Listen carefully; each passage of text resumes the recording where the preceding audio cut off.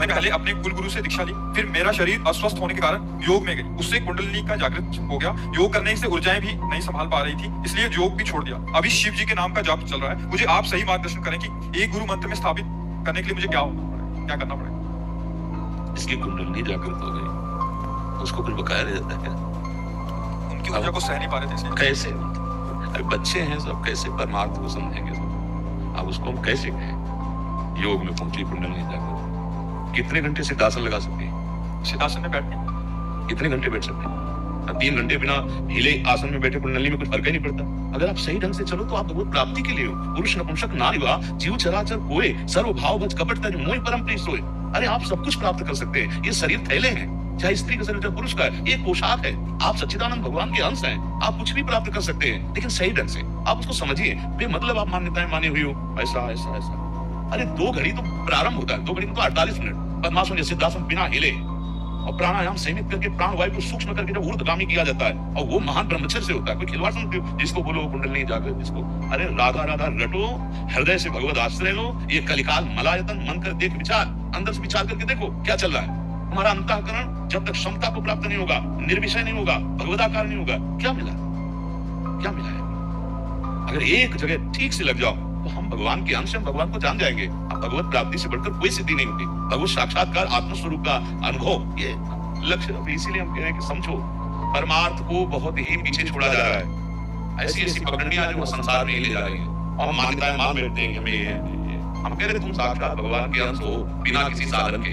ईश्वर अंश जीव अविनाशी चेतन अमर सहज सुख राशि। तुमने गलती से शरीर आसक्ति, शरीर के संबंधी भोग, शरीर के संबंधी से ममता आसक्ति अहंता करके तुम फंस रहे हो। थोड़ा मुक्त होने की सोचो। व्यर्थ का क्यों बकवास करते हो? कितने घंटे नाम जप करते हो? कितने घंटे तुम्हारा भगवत चिंतन चलता है? उसी से फाइनल होता है आपका व्यवहार क्या है, आपकी स्थिति क्या है, विषय आकर्षण कितना है। ये है नापने वाली चीजें। शब्द हमें देखने की जरूरत नहीं, शब्द बताता है कि आप कहाँ हो। अगर आप वास्तविक उस सत्य में हो तो आपका शब्द वहीं से निकलेगा। काहे को समय बर्बाद कर रहे हो व्यर्थ में? भैया जब तक पूरे गांव का सपोर्ट नहीं होता तो प्रधान नहीं बनता। प्रधान कैसे बनता है? ऐसे बनता है दैन्यता से। जब तक पूरा अंतःकरण आपके बस में नहीं होगा तब तक भगवत आनंद की तरफ वृत्ति नहीं जाती।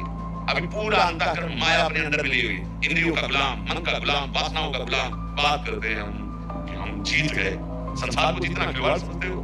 अनन्य चिंतयन्तो मां वेदना परिपाते। रात दिन भगवदाकार वृत्ति, न स्त्री न पुरुष न जड़ न चैतन्य न अच्छा न बुरा। तब जाके स्थिति बनती है। जो समस्त द्वंद्वों पर विजय प्राप्त कर चुका है, मान अपमान लाभ हानि जन्म मृत्यु सब पर, वो भगवत साक्षात्कार भगवान को कह रहे हैं। उनसे बढ़कर थोड़ी कोई बच्चे बताने वाला।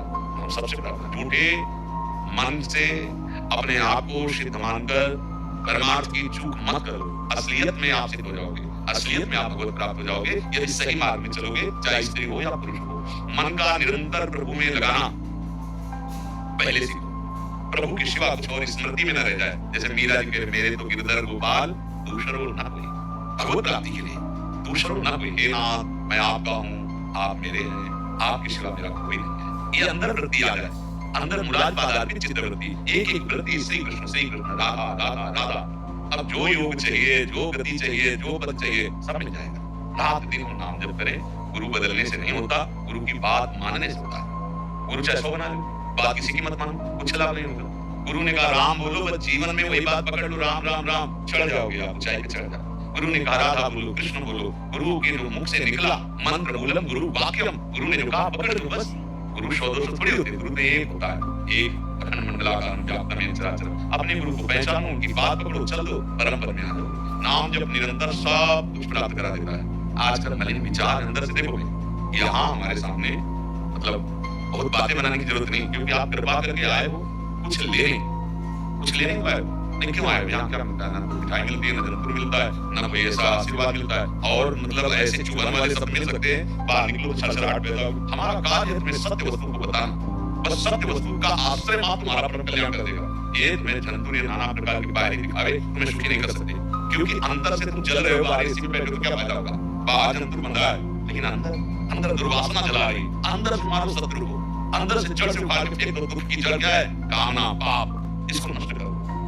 भगवान मिले मिलाए हैं, भगवान कहीं नहीं, यही है यही। और यहाँ है तो सर्वत्र है, अनुभव में आ जाएगा। यहाँ नहीं प्रकट हुई तो घूम लो कहीं भी, आपको भगवान मिल जाएगा। बताना कहाँ आए हो, देखो जाके साक्षात प्रभु विराजमान है। यहाँ आपको नहीं दिखाई देगा, क्योंकि यहाँ दर्शन नहीं है, यहाँ ठीक नहीं है। हमारे नेत्र ठीक नहीं तो हमें कहीं भगवान नहीं दिखाई दे रहे। भगवान कह रहे मैं सर्वत्र हूँ, सर्वत्र हूँ, कोई कड़ा ऐसा नहीं जहाँ भगवान। ये भगवत प्राप्ति करनी है। हर व्यवहार में श्रम लेना, दुख सुख को समान भाव से सहते हुए हम आगे निरंतर प्रभु के चिंतन करते हुए और अपने कर्तव्य का पालन करते हैं। अपने कर्तव्य जैसे ऐसा कहा जाता है वो अमुक शक्ति जागृत हम सह नहीं पाए, आपकी बात समझो, पिता बूझा उतने देता है जितना बालक सह जाए, उतनी ही शक्ति आपके अंदर आएगी जितना आप सह जाओगे। ऐसे अज्ञानी थोड़ी शक्ति दाता, अज्ञानी है कि 1 किलो उठा नहीं सकता, 50 किलो मुझ पे वजन रख दे, ऐसी बात है। वो जब सामर्थ्य देता है पहले, बाद में सहने की सामर्थ्य पहले देता है। भगवद आश्रित है, ऐसी प्रेम की दशाएं महापुरुषों पर करती शान। अब विवश होकर आंसू चल रहे हैं, ये कोई नाटक वाला मार्ग थोड़ी जो ये सब बिल्कुल नहीं, बिल्कुल नहीं। हाँ, जब भगवान के अंदर हर शक्ति आ सकती है, भगवान को जिस रूप में चाहो उस रूप में अनुभव कर सकते हो, लेकिन अनुभव के लिए सामर्थ्य देते हैं। किसी महान भागवत, किसी महान संत को कोई भी नाटक पद्धति आप देखो है क्या? बड़े गंभीर, बड़े शांत, बड़े दैन्य, वाणी मृदु, हृदय मृदु, दर्शन मृदु। अब ऐसा प्रदर्शन होने लगता है कि प्रेम का आवेश आया है। ऐसा अरे ऐसे ऐसे प्रेमी बैठे जिनके साथ प्रियालाल खेलते, लेकिन शांत गंभीर, कभी भाव नहीं संभला तो आंसू है, शांत। पहला शांत भाव है, शांत भाव, दास्य भाव, सख्य भाव, वात्सल्य भाव, कांता भाव, पहला भाव शांत है। ये क्या होता है? उस महान प्रेम प्रभु को प्राप्त करने के लिए अब वो ऐसे हिलना डुलना ऐसे सब नहीं, ये सब वो पावर आया नहीं, पावर आता है गंभीरता बढ़ती है, सहनशीलता बढ़ती है, ज्ञान बढ़ता है, प्रकाश बढ़ता है, धैर्य बढ़ता है, वो दूसरों की चंचलता नष्ट करता है, उसका शरीर शांत, विचार शांत। ये भगवान का मार्ग है, भक्ति का मार्ग है। जिसका भी प्रश्न था हम उसे प्रणाम करते हैं, क्योंकि सत्मार्ग में कैसे भी चलो वो बंधनीय, थोड़ा अच्छे से चलो और भगवान की प्राप्ति का लक्ष्य रखो। छोटी मोटी बातों से बात नहीं बननी। भव समुद्र पार हुए बिना विश्राम नहीं मिलता, और वो भगवान के आश्रय के बिना, उनका नाम जप किए बिना पार नहीं हुआ जाता। जाप नाम भव भेषज हरनि घोर त्रयेषु, तीनों तापों का नाश करने की सामर्थ्य जिस नाम में है, भव समुद्र से पार करने की सामर्थ्य, भवरों की अटूट औषधि जिन भगवान का नाम है, उनका आश्रय लो, नाम जप करो। इन शरीरों की सामर्थ्य नहीं है कि हम और किसी साधनों से भगवत प्राप्ति कर सके। न भोजन पवित्र, न विचार पवित्र, न वायुमंडल ऐसा मिले। नाम जपो, भाव भाव अनकाल सो, नाम जप मंगल सिद्ध सो। भाव बने तो, भाव न बने तो बराबर फल मिलेगा। अगर हम नाम जप कर रहे हैं उसका बराबर फल मिलेगा। नाम में बड़ी सामर्थ्य है, इसलिए हम सबसे चिल्ला चिल्ला कहते हैं राधा राधा राधा रटो, और आचरणों पर सुधार रखो, और जीवन को भगवत समर्पित करो। वो मेहनत करो, खूब कर्तव्य कर्म करो, पाप ना होने पाए, बस आपको जीते जी आनंद की प्राप्ति हो जाएगी। जीते जी आपका हृदय शांत हो जाएगा, प्रसन्न आत्मा हो जाएंगे। जो हम चाहते हैं वो निष्कामता में आती, सकामता में। वो भजन करो फिर सब